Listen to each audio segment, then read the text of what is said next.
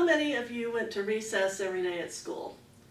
When I was in elementary school, we had recess twice a day for 30 minutes. One session was free play where we could run outside and climb on monkey bars and play tag. The second session was led by the PE teacher who taught us team games like kickball or had us run relay races and assessed our level of fitness. Today, kids may get 20 minutes of teacher-led PE per week. Schools no longer have swings or monkey bars, and there is no time allotted to run and play. In the time since schools have traded recess for more academic instruction, childhood obesity and problem behaviors have increased. As an occupational therapy assistant, I have worked in public schools for the last 17 years. I have seen firsthand how stressing academic instruction at the expense of recess, art, music, and other ancillary classes has affected these students. Today I would like to focus on the impact of decreased recess on a child's academic performance. Recess is an important part of a child's school day. A child's physical activity levels and gross motor skills affect their cognitive development. Children are meant to move. From birth, they learn through movement and exploring their environment. They learn social skills through cooperative play. Children learn teamwork and problem-solving skills on the playground when they work out the rules of a game. Schools have been trying to combat the rise in childhood obesity with healthy lunches and instructing parents to make sure kids don't spend too much time in front of a computer or a TV screen. Those things are important, but it's not enough. Kids need to move. I would like to explain why physical activity is important to cognitive development. When kids are engaged in play, it is more than just expending some of that endless energy they have. Children's brains are constantly making neurological connections, building pathways for messages that control how their bodies move and feel. This affects how children learn and retain information. The more pathways we build in the learning process, the better we retain information. According to an article on newsmedical.net, accessed December 2nd, 2016, when compared to their less fit peers, those who engage in more physical activity have larger brain volumes in the basal ganglia and hippocampus areas associated with cognitive control and memory.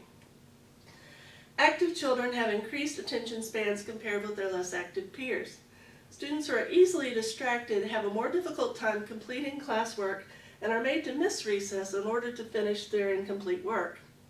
As stated in the Advanced for Occupational Therapy website article accessed December 2nd, 2016, distracted children have a higher need for movement than other kids. Their bodies are unable to sit for long periods and retain information. Taking movement away from these students can bring learning to a standstill.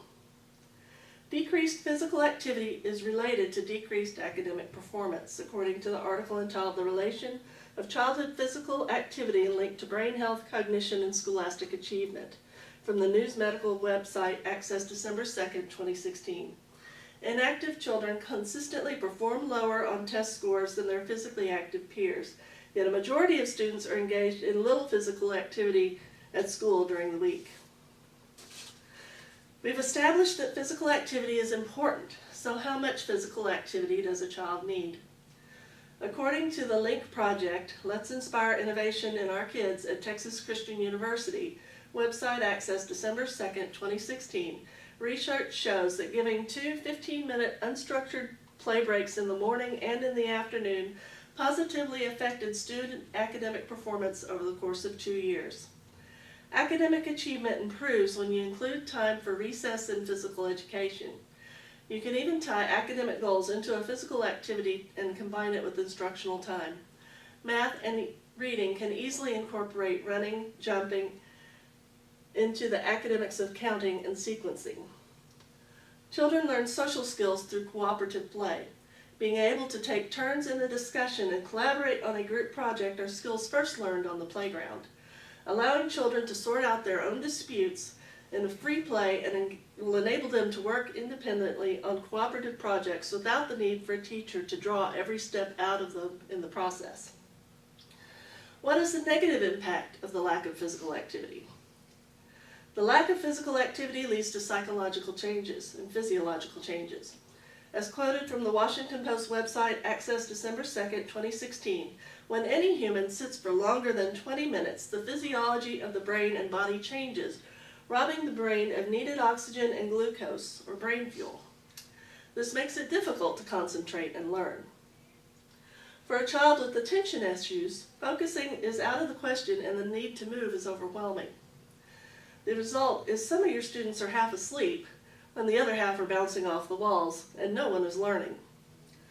Students tend to spend 7 hours seated at a desk and then come home to sit in front of a video game or a computer. According to the Centers for Disease Control website, Access December 2nd, 2016, the lack of activity contributes to childhood obesity, which leads to a higher risk of diabetes, heart disease, cancer, and stroke in adulthood. Adults who were obese children experience these diseases at a younger age than their more active peers. Schools can provide opportunities for students to learn about healthy habits by incorporating more physical activity and free play into their day, along with teaching about proper diet and other healthy habits. Let's look back on how we have learned how important recess is in public schools. Recess has a positive impact on cognitive development. Young children learn by exploring and experiencing their environment, building neural pathways that are important to learning. Recess allows children to reset their bodies and be ready to focus and learn. Free play allows children to problem solve without adult intervention and to learn other important social skills they can apply to school and life outside of school. Schools can do more than talk about healthy habits. They can incorporate recess into the student's day and see the positive impact firsthand. If you have a child in public school or teach in school, I'd like to encourage you to encourage your school to include recess into the child's day and see how their health and academics improve.